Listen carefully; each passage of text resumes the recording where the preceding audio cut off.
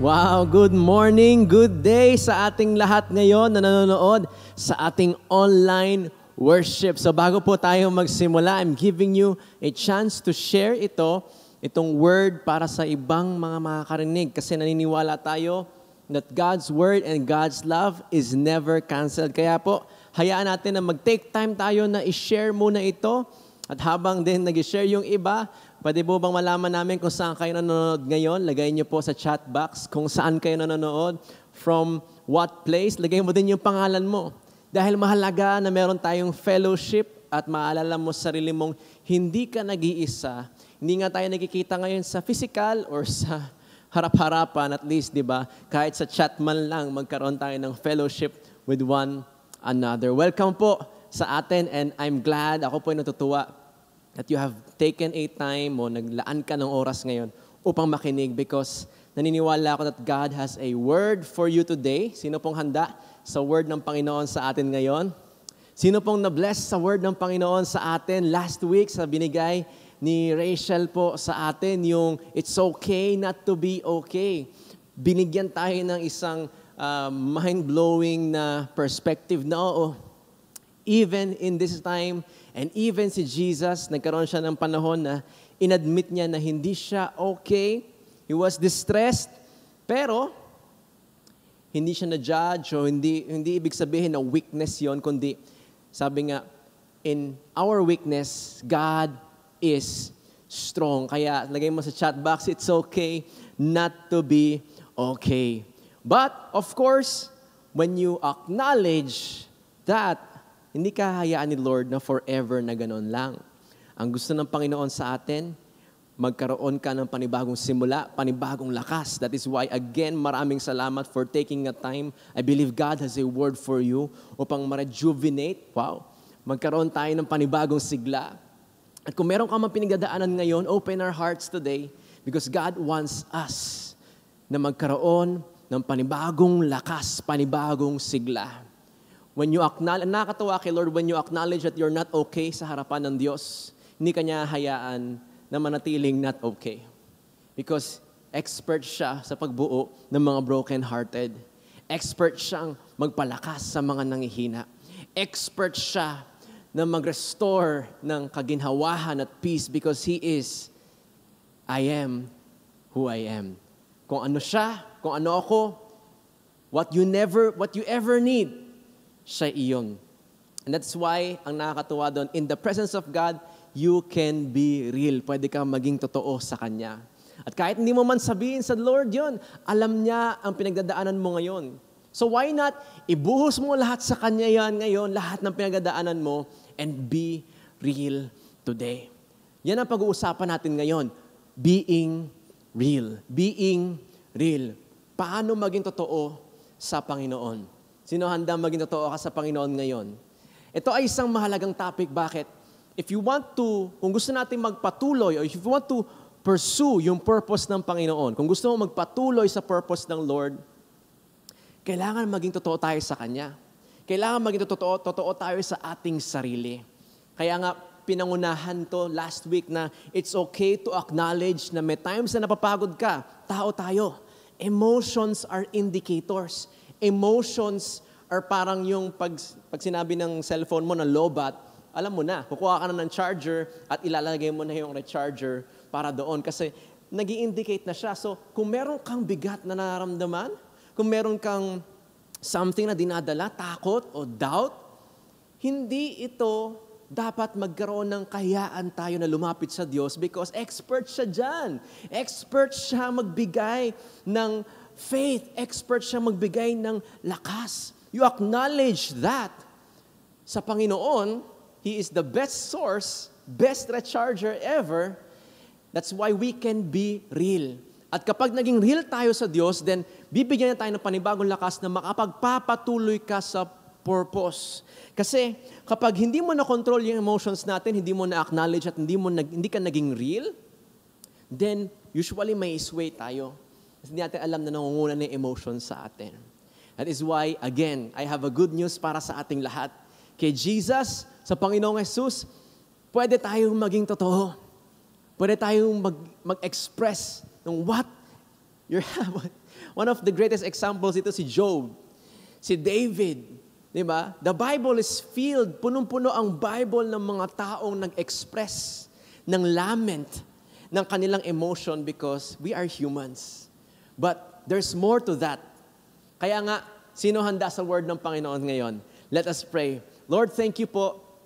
Alam ko sa mga nanonood ngayon, lahat kami ay may mga pagsubok, meron kami mga dinadala, meron kaming mga laban.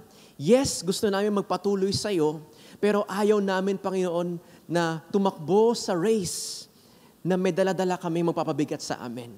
We want to lay it down at your feet. We want to be real today. Gusto po naming buksan ang aming puso, aming isip, magsalita ka po sa aming lahat mula sa akin. At simula din sa akin, magsalita ka sa akin, Panginoon. In Jesus' name, amen and amen. Amens on the chat. Ang word natin ngayon ay matatagpuan sa John 16 verse 33. Ito ay lagi ko naririnig simula pagkabata ko. Dahil napaka-iconic nito.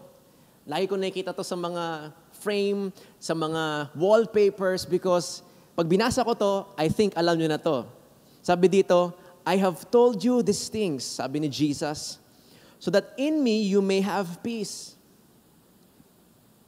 In this world you will have trouble, but take heart. I have overcome the world. Lagay mo sa chat box, take heart. Sa ibang version, have courage, be courageous. I have overcome the world. Now, bago natin to i-break down, gusto ko munang i-explain kung ano ang nangyayari nung sinabi ni Jesus ito. Ito yung panahon na bago siya pumunta sa Garden of Gennesaret. Bago siya mag-pray nung shinare sa atin last week na kung saan sinabi niya na, I am deeply distressed. Ito yung sinabi niya nung panahon na sa Last Supper sila, sa pagitan nito, at nagbibilin siya sa mga disciples niya. Sa John lang ito nilagay, and itong mga details na to, kung makikita nyo yung prayer ni Jesus para sa mga disciples niya, pinag-pray niya yung disciples niya, at ang dami niyang binilin. Dito niya rin sinabi sa John 15 yung I am the vine. Ang daming mga huling bilin ito kasi nagtataka na yung mga disciples nung time na yon. Ano ba itong pinagsasabi ni Jesus? Ano ba itong sinasabi niya na mamatay? Mamatay ba siya? Ano mangyayari sa kanya? Alis daw siya? So nagtataka na sila. Yung isang mentor, yung isang Lord na sinusunod mo, Master, magaling na guro, na sinusunod mo, nakita mo magpakain ng 5,000, bumuhay ng patay, nagpagaling ng maraming sakit, at napakagaling pagdating sa pag-asalita. At ngayon, parang iba na yung tono ng sinasabi niya? Ba't parang nagmamaalam na siya?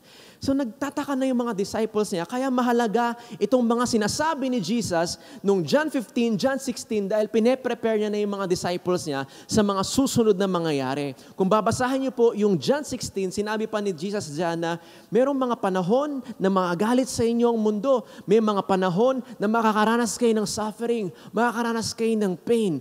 Which is why si Jesus ay naging totoo din sa mga disciples niya. Nagiging real siya. He is being real. Hindi niya ini-entice, hindi niya hinahamon, hindi niya ini-invite yung disciples niya na alam mo, pag sumunod ka sa akin, magiging mayaman ka, magiging milyonaryo ka, di ba? Never niyo pong maririnig dito, nasabi natin kapag pag sumunod ka kay Jesus, instant millionaire ka. No, because si Jesus ay naging totoo sa mga disciples niya. Mga huling bilin ni Jesus ito sa kanila.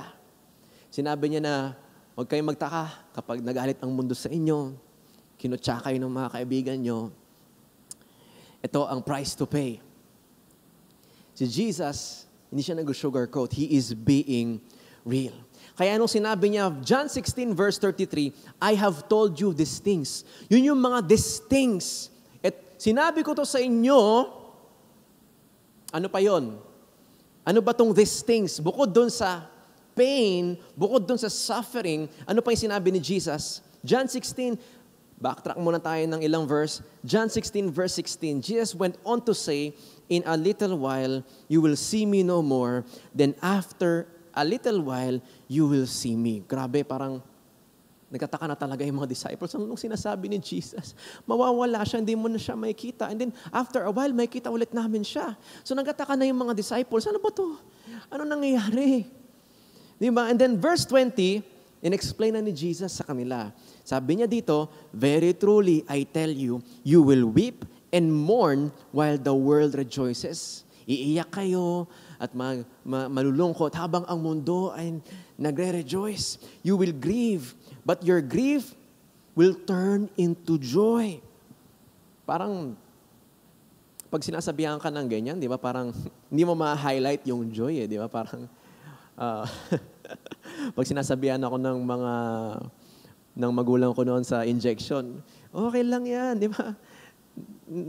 Kagat lang ng langgam niya, parang hindi na-highlight sa akin yung lang eh.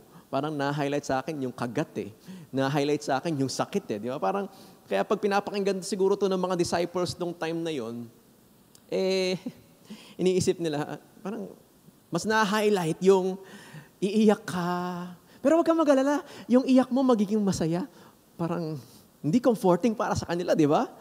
Pagdating sa verse 21, a woman giving birth to a child, nagbigay ng illustration si Jesus, parang isang babae na nanganganak sa isang bata, at masakit yon, di ba? A child that has pain, giving birth to a child has pain because her time has come.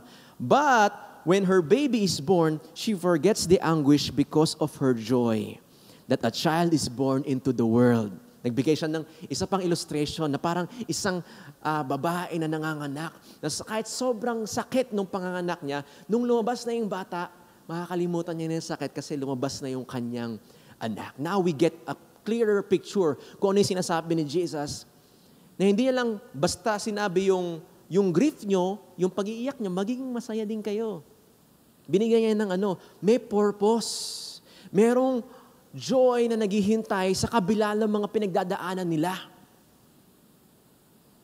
And in-end niya dito sa verse 22, so with you, katulad ng babae na kinuwento ko, na nanganganak, katulad din sa iyo, mga disipulo ko, now is your time of grief. Hindi ko alam kung paano natin, kung ako yung disciples, paano ko tanggapin yun, di ba? Parang nakakatakot to Lord. But I will see you again, and you will rejoice, and no one will take away your joy. Ngayon, hindi ma-gets to kaagad ng mga disciples nung time na yon kasi sino nga ba naman, di ba? Nung malapit na ako mag-thesis, kahit anong sabihin sa akin ng mga kaklase ko na, madali lang, magaling yung mga ganyan. Malalagpasan mo rin yan. Hindi matanggal yung kaba sa akin. Andun pa rin yung kaba. That is why, mahalaga na aware ka of what you feel, aware ka at ina-acknowledge mo yung emotions mo. Kaya nga dapat makita nga natin na marunong tayong mag-acknowledge, mahalaga yung meron tayong mentor, mga cell leader, na mga tamang mapagbibigyan, ma-unloadan. Kasi kapag hindi mo na naiintindihan yung sarili mo, kailangan i-unload mo ito, i-release mo ito sa Diyos, sa mga tamang tao. At yung mga disciples nung time na yun, ganyan naramdaman nila. Pero gusto ko makita sa atin dito kung paano naging totoo ang Diyos. Dalawa ang pinakita niyang katotohanan dito. Dalawa yung real, dalawa yung totoo dito. And I want us, na kung gusto mo magpatuloy sa purpose ng Panginoon, kailangan matutunan din natin itong bagay na to. Na merong dalawang totoo sa mundong ito. First is, sabi niya, balikan natin yung John 16 verse 33. I have told you these things. Ano yung mga these things? Yung John 16 verse 20 to 22 na sinasabi niyang parang katulad, yung sakit na mararamdaman nyo, parang sakit nung babaeng manganganak. Pero, patapos yung manganak, yung saya na makita niya yung anak niya, mabubura yung lahat ng mga kapighatian niya. Ganon din yung mangyayari. Yun yung sinasabi niyang, sinasabi ko sa inyong mga to, itong mga bagay na to. Bakit?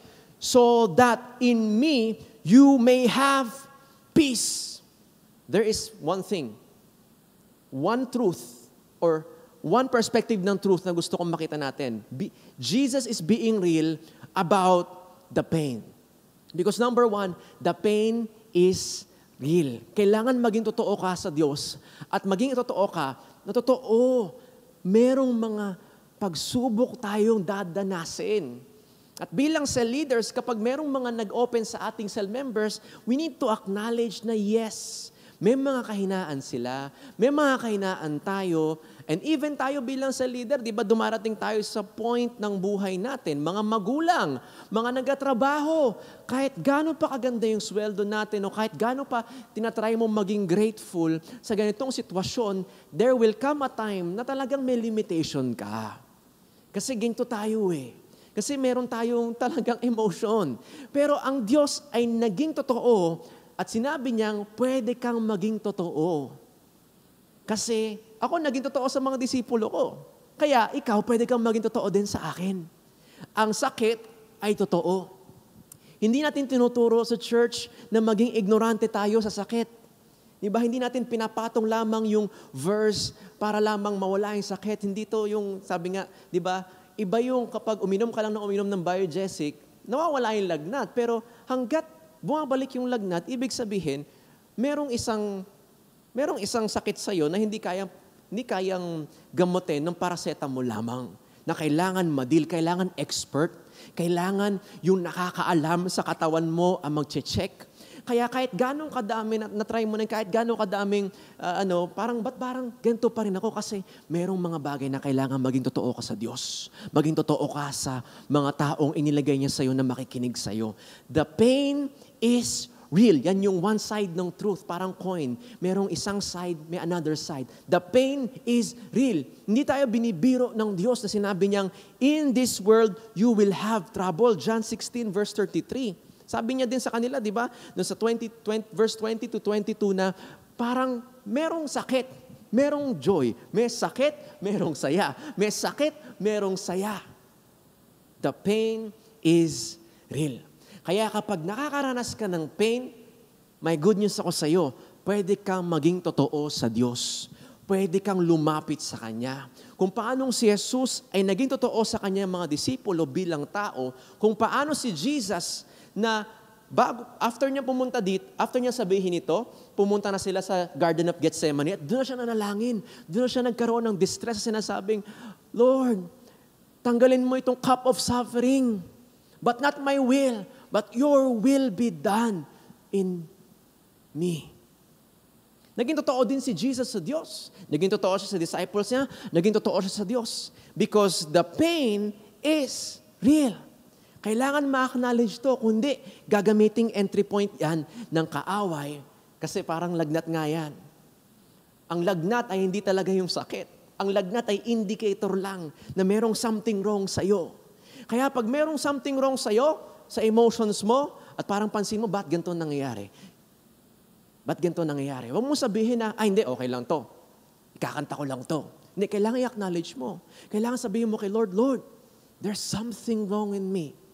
Merong something sa akin. Gusto kong magpatuloy sa purpose mo, pero kailangan maging totoo ako. Nahihirapan ako ngayon. Remember David? Remember Job? Remember Moses? Na nagpakatotoo siya sa Diyos. Utal ako, Lord, di mo akong magagamit. Si David, how many songs? Majority ng kanta sa awit or yung Psalms ay lament, pagiging totoo ni David. Kasi sabi nga ni Pablo, di ba, if you want to win the race, kailangan let go of the things na nagpapabigat sa'yo and sometimes yung mga unacknowledged na emotions, unopened na emotions, unopened na pain. Kaya nga, di ba, usually ang sakit na nangyayari kapag tinatanong tayo ng mga kuya at ate natin sa cell or mga cell leader natin, mga squad leaders natin, or ni pastor, kamusta ka? Anong usually sagot natin, di ba? Okay lang. Okay lang. Kahit ako, minsan nakikita ko, ganun din pala ako sumagot ah. Kamusta ka? Kamusta naman, ministry? Okay po. Pero pag talagang binusisi ako ng mentor ko, sabi niya, ano ba talaga? Pwede ka maging totoo sa akin. Ganito po yung nangyayari, di ba? Pero after ko ma-acknowledge that the pain is real, then mas nare-revitalize ako dahil naibigay ko sa Diyos, naibigay ko sa mga taong katiwa-tiwala ng pag-openan, pagsabihan ng mga bigat ko sa buhay. mas lalo akong lumalakas. Kaya nga sabi ni Paul, in my weakness, God is strong. At sabi ni Jesus sa mga disciples niya, hindi na tinatago. Katulad ng isang babaeng manganganak, magkakaroon ng pain. Hindi ko tinatago to sa inyo. Kaya huwag nyo ting itago sa akin. Pero dahil wala naman talaga tayong maitatago sa Diyos, di ba? Alam niya ang lahat. So sino lang ang talo kapag hindi tayo naging totoo sa Diyos? Sino ang talo? Di ba tayo? Kasi kinakaya natin ng isang bagay na hindi natin kaya. Binubuhat natin ng isang bagay na hindi mo kayang buhatin. Pero ang Diyos, expert. Alam niya. Tinawag ka niya sa isang layunin. Tinawag ka niya sa isang race. Tinawag ka niya para maging tagumpay. At alam niya na para makarating ka sa tagumpay, meron kang mga pagsubok na harapin. Kaya siya handa. Sinabi niya sa mga disciples niya, totoo, merong balakid, may mga bagyo. Hindi ko kayo binibiro, may bagyo, ready kita. Pero wag kang mag-alala. I have told you these things so that in me, para lumapit kayo sa akin. Sinabi ko to sa inyo, para kapag kayo nabibigatan, in me, you may have peace. Kapag hindi mo na kaya, you may have peace. Because while the pain is real, the second point, at the last point na gusto kong i-share, God's purpose and faithfulness is real. Ang gusto ng kaaway sa'yo, mababad ka dun sa isang side ng katotohanan. Totoo, masakit, pangit yung nangyayari sa'yo. Acknowledge mo. Pero huwag kang manatili dyan. Huwag kang manatili dito. Tandaan mo na parang coin, parang barya, kung totoo ang pain, totoo din yung purpose ng Diyos. Totoo ding mabuti pa rin siya. Totoong mangyayari pa rin ang pangako ng Lord. Come on, somebody. Kung naniniwala ka, ilagay mo ang the best na palakpak sa Panginoon na totoo pa rin na ang Diyos ko ay gumagawa. He works all things together for good to those. Yes, masakit, pero I know there is a purpose. Yes, there is a pain, but I know God will do all things. He knows the plans He has for me. Come on. Totoo. Pero para makapagpatuloy tayo sa purpose, tingnan mo yung dalawang truth na sinabi ng Lord. Totoo. In this world, you will have trouble. But the other side, huwag mo kalimutan, but take heart. Be courageous.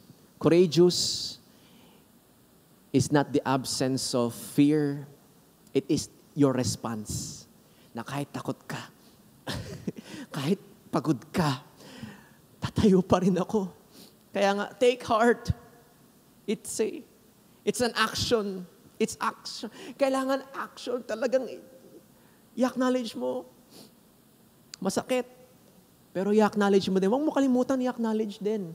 Huwag mo kalimutan tandaan din. I-acknowledge mo din na ang purpose ng Diyos, totoo pa rin.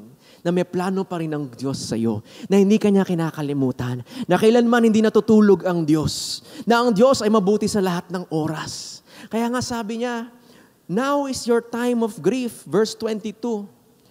But I will see you again and you will rejoice. And no one will take away your joy. Kaya nga, ipiliin nyo ang mga taong pinagasabihan nyo ng mga pagsubok nyo. Kaya nga, kung wala ka pang squad leader, cell leader, kuya at ate sa loob ng church, now is the time. Pumasok kayo sa community. Pumasok kayo. Bakit? Mahalaga na tama din naman yung mga tao. Mahalaga yung mga taong sinasabihan nyo ng problema nyo. Hindi ka lang pupukusin dito sa truth of pain. Hindi ka lang, real, pain is real. Hanggang dyan ka na lang sa pain is real. Dapat, yung pagsabihan nyo, yung sasabihin niya, yes, acknowledge natin yan. Yes, sige, iyak mo lang. Yes, okay lang yan. Hindi ka mahina. Huwag ka mag-alala. Hindi ka kabiguan. Pero, kapag tamang tao, ang sasabihan nyo, yung talagang tamang tao, babato ka niya from this side of the truth to the other side na totoo pa din.